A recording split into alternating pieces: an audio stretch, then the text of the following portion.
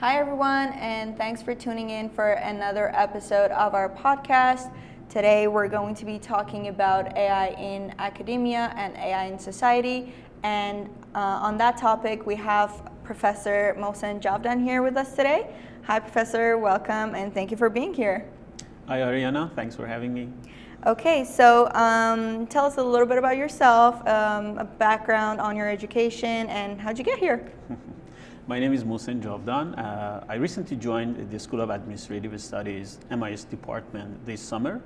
I'm teaching Management Information Systems and Business Analytics. Before I came here, I was teaching these two courses as a sessional instructor. And at the same time, I was doing my PhD at McMaster University. During my PhD, I was studying information systems, particularly technology adoption. I was studying using big data analytics in organizations, especially SMEs, small and medium-sized enterprises, from managerial perspectives and from the perspective of data analytics. Okay, that's awesome. Thank you for being here with us. So you are a professor here at York University. I personally took one of your classes, which I enjoyed very much.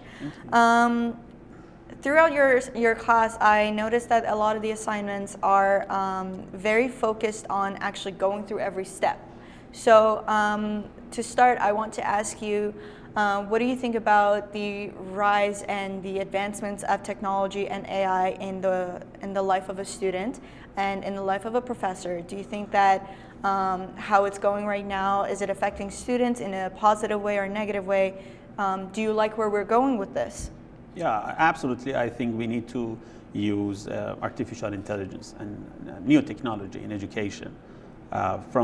From my perspective, I think that we need to use new technology to design new courses and redesign the existing courses and try to learn from best practices, right? Sometimes it takes time for instructors to find best practices from best universities around the world. But with the help of AI, we can adapt our courses based on those best practices and add new assignments for students based on their own preferences, right? And I try my best to use new technology in developing new assignments. For example, in one of my courses, Business Analytics, I added new assignments about descriptive analytics and predictive analytics. Predictive analytics is part of artificial intelligence, and students can learn how to do predictive analytics with the help of some software applications like SPSS. And it's like hands-on activities for them, right? So, and they learn how to use data sets, how to analyze data sets. And it's a good skill for them for their future career. When they have a big data set, they can use software applications to analyze data and to get insight from those data. So as you're going through the upcoming semesters, do you also update do you only update your assignments, or do you also update the policies and, let's say, the plagiarism clause in your syllabus? Yeah, I also added some evaluation components to my course in order to enhance the engagement of the students, right? For example, I added Kahoot to my course during my lecture, so students are alert. They need to listen carefully to the lecture to be able to answer the questions correctly at the end of the class, right? So I think it's a good opportunity for students to see if they learn the concepts very well. And in terms of the integrity, I would say there are some hands-on activities that the students need to work with software applications. So there is no opportunity for them to use generative AI like ChatGPT to answer the questions. For example, in the case of Kahoot, they cannot use generative AI. They do not have enough time to look for the answers, right? And since it's a good opportunity for them because in their future, they are future managers, right? and they will be asked about their suggestions, their recommendations during meetings, right? So they have to, talk off the cuff, right? So I always talk with my students that, okay, it's fine to use generative AI or chat GPT, but over-reliance on that weakens the depth of learning, and also it would negatively influence the critical thinking skills, right? So it's fine to use generative AI, but over-dependence on that, it's not good. Yeah, I totally agree. I think that with the upcoming generation, everything is becoming so automated that people don't really take the time to do redundant things anymore. And I think a lot of us learned some technical skills such as mathematics by doing exercises and practicing. And I think that as we're going forward, it's become so redundant and so repetitive that a lot of people are just using AI and co-pilots and everything as an assistant to go through these things. And things like scheduling are just being automated these days. Nothing is getting done by humans anymore. So how has been your experience as a professor who really has been teaching throughout this uprising, right? You've seen how students worked before the whole ChatGPT generation came up, right? Mm-hmm. Do you notice a decrease or an increase in the quality of work that you're seeing, and really in the attention span that you're getting from students? Do you think that they're way too dependent on the technologies? Do people still take notes in your class by pen and paper? Mm-hmm. Okay, maybe it's too soon to judge about the effects of AI and ChatGPT, because, for example, in one of my courses, I asked my students whether they use ChatGPT, and just half of them use ChatGPT 3.5, and none of them use, ChatGPT 4. Yeah. So maybe it's too soon, but I would say it helps education, because it's like having intelligence, artificial intelligence, ubiquitous. So it's available to students to ask their questions, so they can review the concepts at their own pace, right? Because some students need more time to learn the concepts, right? And they need, for example, they need accommodation. So they can use, for example, generative AI as a, let's say, as a tutor, as a personal tutor, to ask some basic questions to review the concepts, right? So I would say it's my perspective that students can learn more during my lectures when they use generative AI. And after the class or before the class, they may review the basic concepts and ask their own questions, right? So they can learn at their own pace with the help of generative AI. Yeah, I think that's a really interesting point. I think that it's a very open-minded and modern way of thinking about this, and I think as students we can all agree that we really appreciate that coming from a professor. In terms of society and where we're going with that, do you think that the applications and integrations of AI, how is it looking for the rest of the society? You did a lot of research, one of your research papers focused on using wearables by seniors. So do you think the senior generation is going to get negatively affected by this, or the society in general? Do you think it's going to be a positive or negative impact? I would say, societies get both positive and negative impact from generative AI or artificial intelligence. So we are in the area in the stage of AI spring, right? So, for example, from 2020, we have seen the performance of artificial intelligence has increased dramatically. So we can have effective communication with for example, with chatbot. But integrating AI in all aspects of life would be difficult. Sometimes we need regulation, right? For example, suppose that we have self-driving cars, right? If an accident happens, who is accountable? Who is responsible for that accident, right? We need regulations, right? And also we need to enhance the performance of artificial intelligence. I think in some ways we do not have good application, good AI application. For for example, in healthcare, we need to enhance the accuracy of the AI application, for example, for disease diagnosis. They are not accurate enough to use them. So that's why we need the interaction between human and AI, right? So physicians use AI. AI can help them to diagnose, right? But from the perspective of seniors, I think AI can help them dramatically. These days, for example, many seniors live lonely, right? If they fall, what happens? We can, for example, monitor them with cameras, right?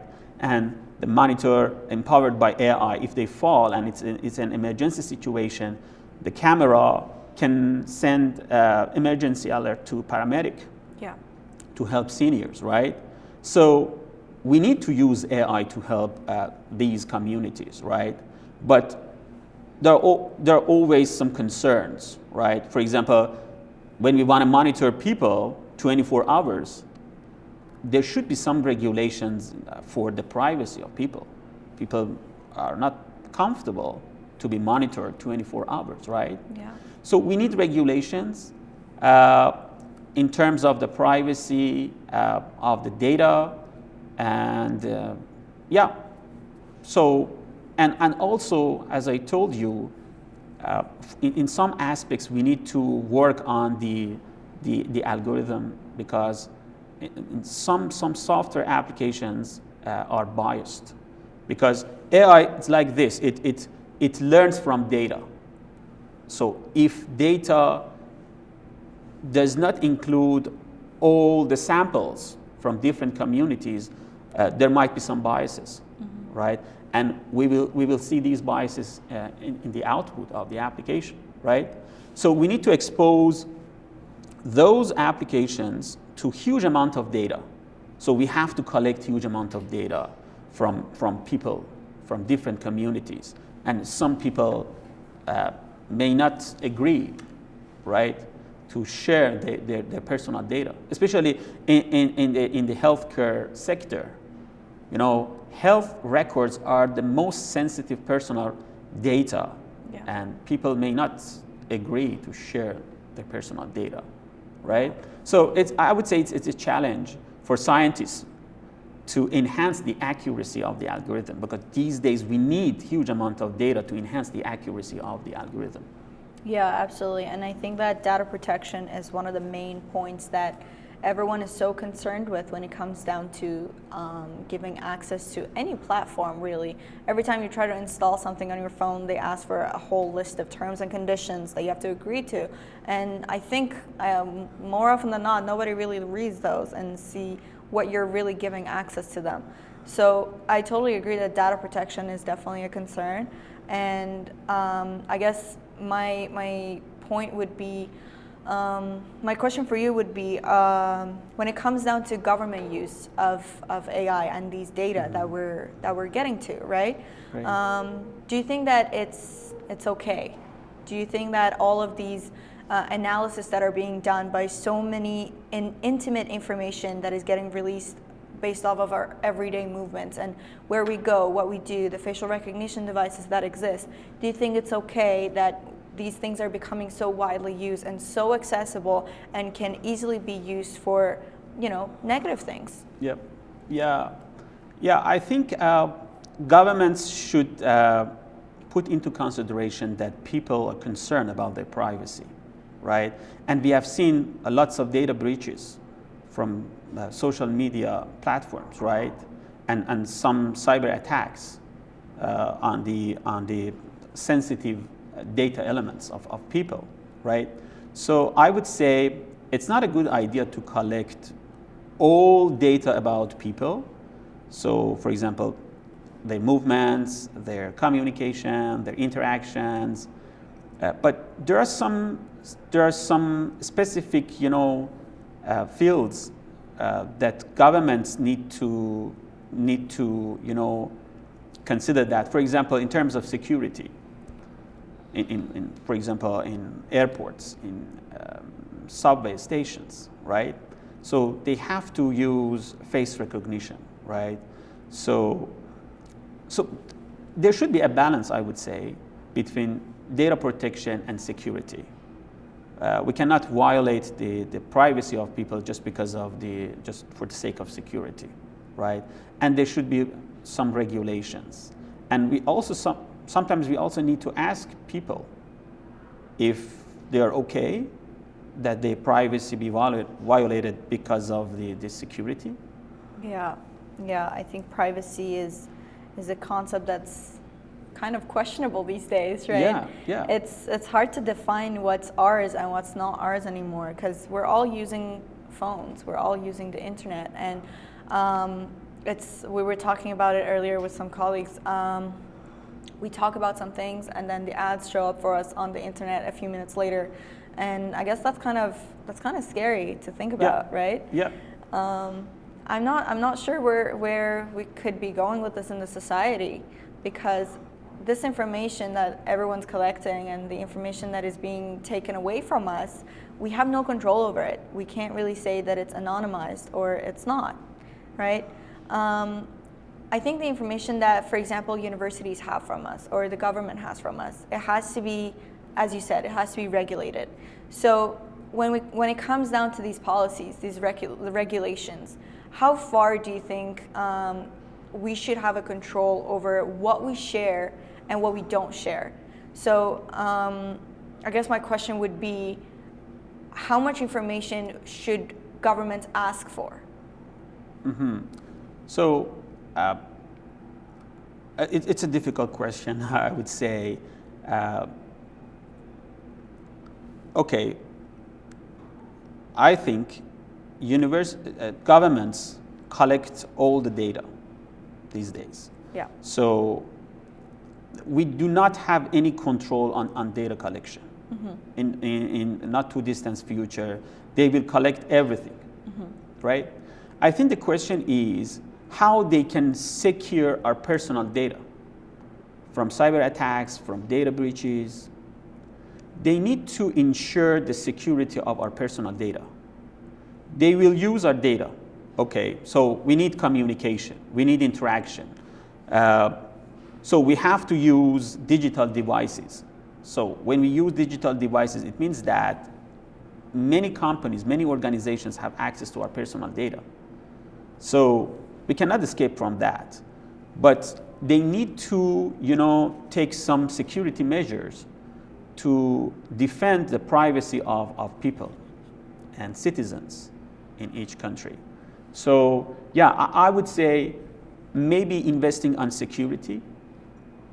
So doing research on security, taking some confidential, let's say, and also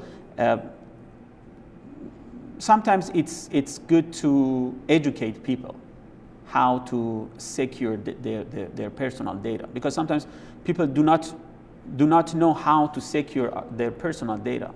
They are not aware of the security problems, right?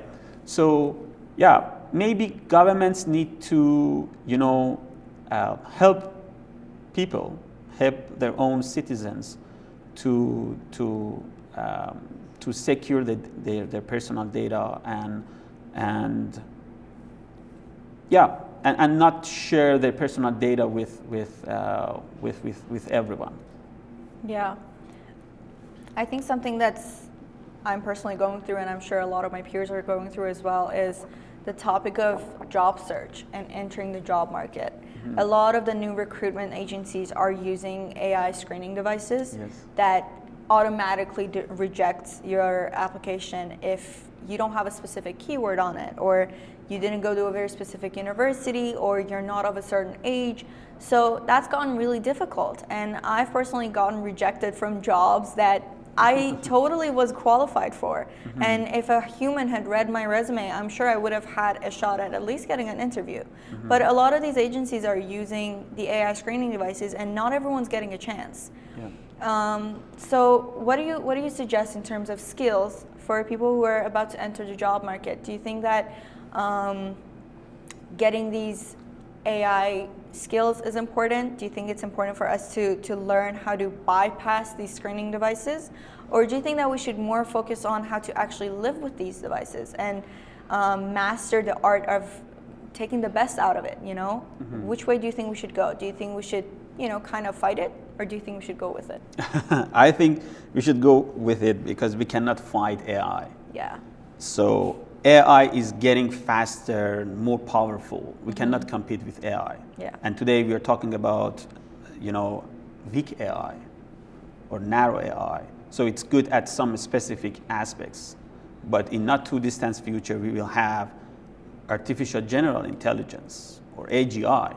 And AGI will be better in all aspects. Or let's say it's like human intelligence, right? Because it mimics human intelligence, right? So we cannot fight AI.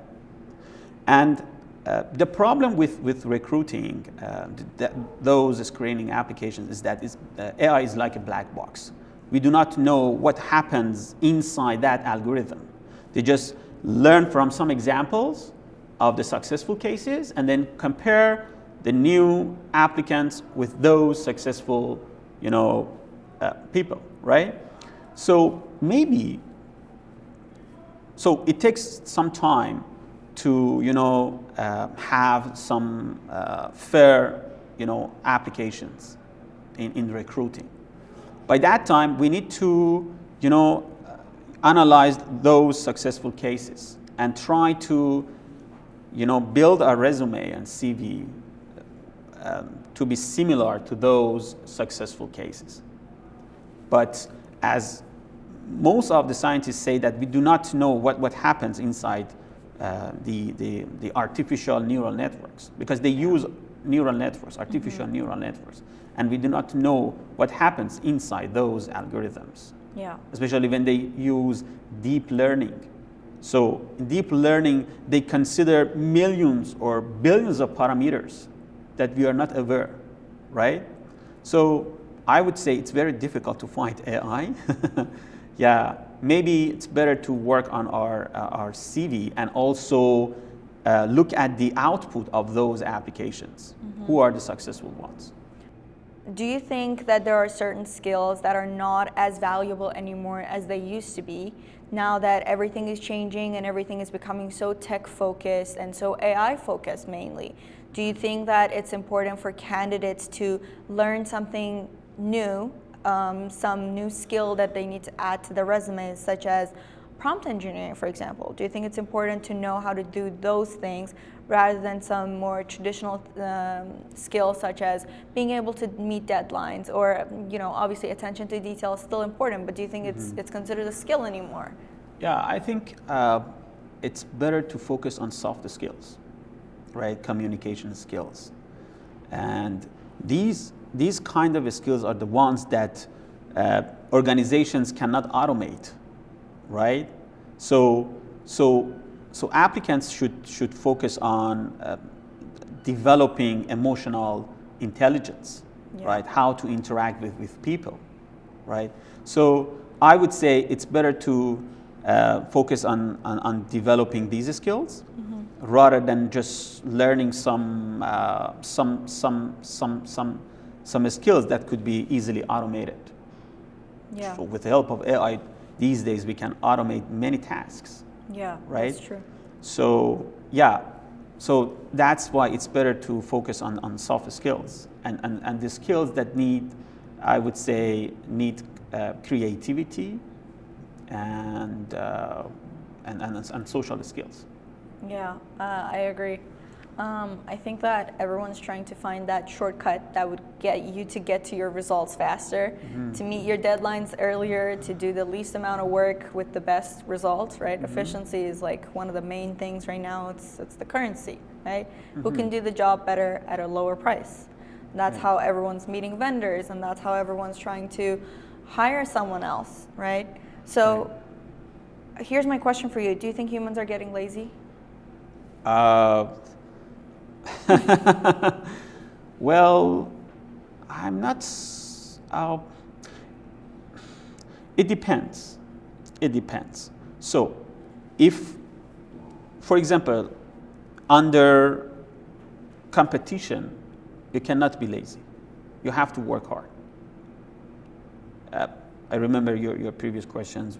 So for example, if you want to fight with AI, I would say if you want to compete with AI, but not in the specific domain, in something else. For example, as I told you, in social interaction, right? These days, artificial intelligence are like stupid, software applications. They do not have any emotions, right? So if you ask them something related to emotions, they cannot provide relevant answers. For example, I always ask generative AI to create a scenario for teaching a complex concept, right? When I ask ChatGPT, for example, that provide a scenario for me to teach something in a funny and interesting way, the answers are stupid. The answers, because narrow AI or weak AI does not have any sense of interesting things or funny things. Mm-hmm. So, okay, get back to your question.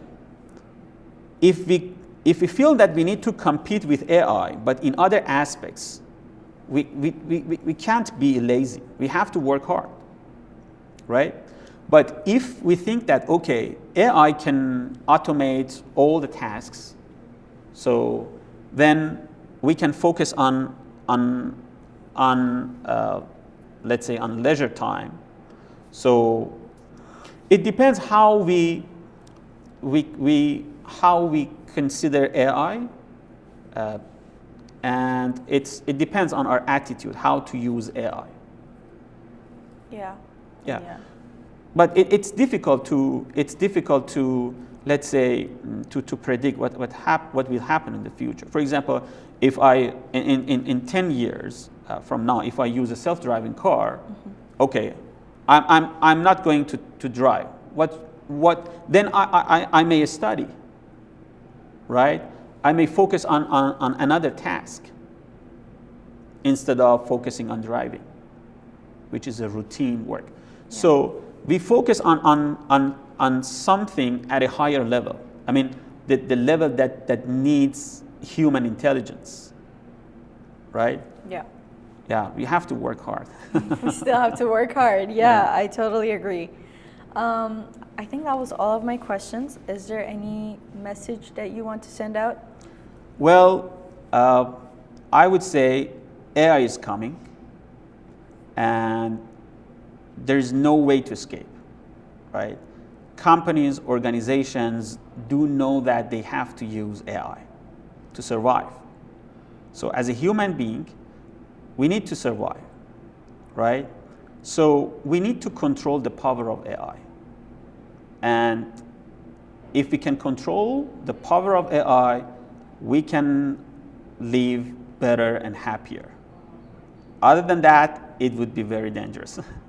Yeah, well, I'm hoping that everything goes well with it, right? Yeah. All right. Well, thank you very much, Professor. I really appreciate your time. You're welcome. And thank you for taking the time to watch this episode. Stay tuned. And if you want to see more content like this one, make sure to subscribe to our channels. And thank you.